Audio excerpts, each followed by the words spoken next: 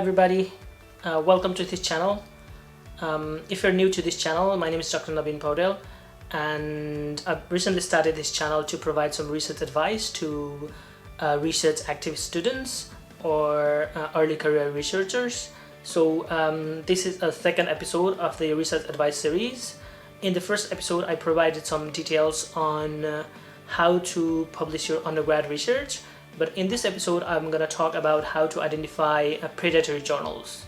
And there has been a huge increase in the number of predatory journals in the literature, and it's very important to identify which one is the right journal for your article so that it gets the right audience and the maximum number of visibility that it requires. So in this episode, I'm going to give you a quick introduction to predatory journals and the data behind it. And after that, I will be showing two tools which will help you to identify predatory journals and to target your article to the right journal. And I think it's very important that you submit your article to the right journal so that it gets the maximum visibility or the audience that it deserves. So let's get right into it. And now I'm gonna use the screen share, and I will demonstrate a couple of tools as well as the data behind predatory journals. So hope you like it. Right, okay, so before we move on to the frequently used tools to identify predatory publishing journals, I'd like to give you a quick run through of the current scenario in predatory publishing, and also give you a couple of reasons why it's not a very good idea to publish in this kind of journals. Okay, so this is a quick infograph that provides a kind of high-level scenario of predatory publishing, and the data was from 2017. So if you look at the graph here, there is a sharp increase in the number of publishers as well as the journals from 2012 to 2016, right? So there is an alarming rise in the number of journals, predatory journals and predatory publishers. So and one of the interesting things is like the authors from Asia and Africa actually make more than 75% of the authors who publish in predatory journals. So when you look at the global distribution of predatory publishers, we see that there's a huge chunk from India, which is around 27%, and another chunk is 27%, which is not determined. So these predatory publishers actually haven't determined their location. And there's another chunk which is North America, and there are a couple from Asia, Europe, Africa, and Middle East and South America as well. So as you can see, there's the Asian continent have dominated for the number of publishers, number of predatory publishers that frequently publish this kind of journals. Okay, so now if you look at the predatory publishers revenue generation, they have earned around 74 million in 2014 and published around 500k articles, which is 0.5 million articles. Okay, and there is a alarming, like the very severe increase in the journals from 2015 to 2017, the predatory journals from 2015 to 2017, which is an increase in 283% of journals. Okay, so I really like this infographics that I obtained from New England Journal of Medicine Journal Watch, which gives a very quick outline of predatory publishing versus the credible or genuine journals.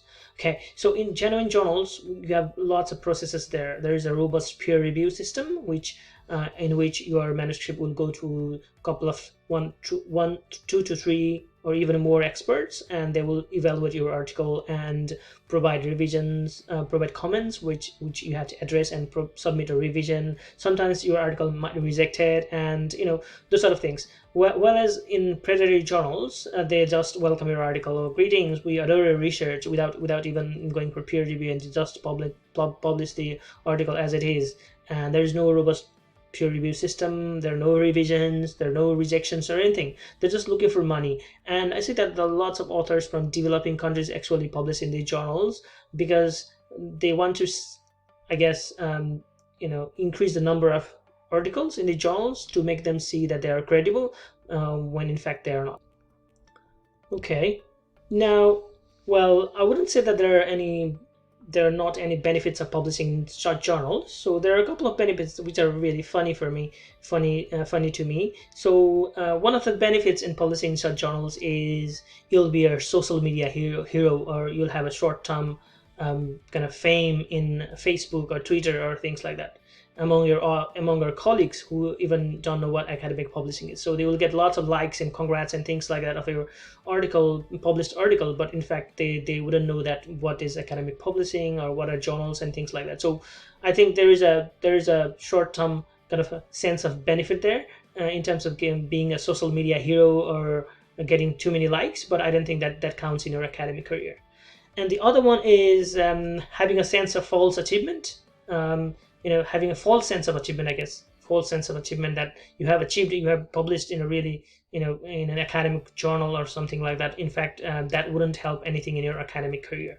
And also there's another benefit in the short journals. Some of the journals are open access and they do not even charge any money to the author. So in fact, you are publishing for free, and the articles will be read for free by the end users or the audience. So in a sense that it's beneficial that you don't have to pay anything to make it open access, but in the on the other hand, it's not very good to publish in short journals because they won't be read by anybody and not cited by anybody. Okay, so let's move on to the tools that we frequently use to identify predatory journals and publishers. So the first tool is a list of predatory journals called Beall's List. This list was compiled by a librarian called Jeffrey Beall. So I'm going to demonstrate how to identify predatory journals. So for instance, if you identify a publisher where you want to submit your article, and then you go to Beall's List and see what happens. So I'm going to click Beall's List, and it's already there on my tab probably. Just let's wait for a while. So for instance, I've seen a couple of my friends who have published in eChronicon journal. So I'm gonna Chronicon and see if that's on the list, and as you can see, it's on the list. So I will be a little bit worried to submit my work in this particular journal because there is some something wrong with this journal according to Jeffrey Beall. So I wouldn't bother submitting any article in this particular journal. Okay, so I wouldn't worry about that journal. And similarly, you can find other publishers. So if you see, I don't know, Omics, that's one of the popular journal that has a kind of very aggressive marketing strategy. So you can see Omics International here. So I wouldn't worry about publishing any of the articles in this Omics International journal. I don't know if it's predatory or not, but according to Beall's List, it is predatory, and I wouldn't bother going into submitting any of the articles in that journal. Okay, so now the other kind of tool is the SciMago, which is a Scopus generated resource which provides the list of journals and the rankings as well. So let's click that and then see what comes up. So it's a journal which gives the ranking of the journals and with their respective countries. So for instance, let's see if any journal there. For instance, in my field, optometry and vision science is a quite popular journal. So let's see if it's there or not. So if it's there, then it's fine, and you can type the name of it. So it's there. It'll give you like kind of a data on different its H index and citations and whole lot of data here. So if something comes up in this search button here, then I would be fine with it. So I can submit my article in this journal.